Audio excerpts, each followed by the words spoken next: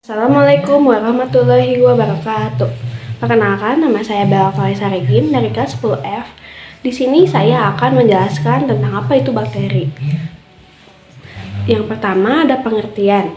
Jadi, bakteri itu adalah kelompok mikroorganisme bersel satu yang masuk pada tingkat klasifikasi domain dan digolongkan sebagai prokariota bersama dengan Archaea. Lalu terdapat beberapa struktur pada bakteri. Yang pertama dinding sel.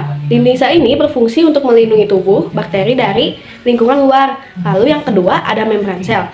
Fungsinya sebagai tempat keluar masuknya zat atau tempat terjadinya transfer nutrien.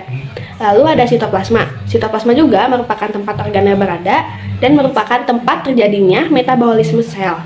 Lalu ada ribosom. Ribosom berfungsi sebagai tempat terjadinya translasi RNA dan sintesis atau pembuatan protein.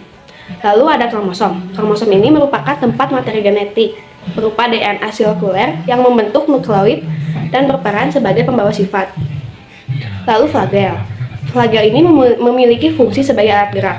Jadi, bakteri itu bergerak bukan menggunakan kaki seperti manusia atau hewan, tapi menggunakan flagel. Lalu yang terakhir ada kapsul. Kapsul ini berfungsi sebagai pelindung bakteri ketika kondisi lingkungannya kurang menguntungkan. Selain struktur, bakteri juga memiliki ukuran yang bervariasi, mulai dari 0,5 meter hingga 1 UM, hingga panjang 10 hingga 20 UM pada beberapa bentuk spiral yang lebih panjang. Bakteri tidak mudah dibedakan dengan mikroskop berdaya rendah, tetapi beberapa indikasi kontaminasi terlihat jelas. Lalu terdapat beberapa jenis bakteri. Yang pertama ada Bifidobacterium bifidum, Lactobacillus acidophilus, Streptococcus thermophilus, Lactobacillus plantarum, Spirillum, Bifidobacterium animalis, Clinidea, dan Proteobacteria. Bakteri berperan penting dalam proses dekomposisi bahan organik. Jadi mereka tuh membantu menguraikan sisa-sisa organisme mati seperti tumbuhan, hewan, dan manusia. Tanpa bakteri ini bahan-bahan organik tidak akan terurai dengan efisien, sehingga mengakibatkan penumpukan sampah dan polusi lingkungan yang serius. Tapi selain itu, bakteri juga dapat merugikan manusia. Misalnya di pencernaan ada bakteri Salmonella, Shigella, Yersinia, dan Campylobacter.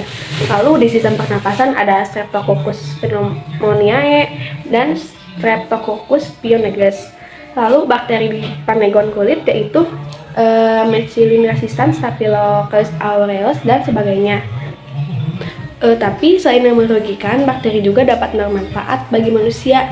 Misalnya bakteri dari keluarga Streptococcus, Bifidobacteria, dan Lactobacillus yang hidup di saluran pencernaan, yang dapat meningkatkan daya tahan tubuh si kecil dan dapat diperoleh dari makanan.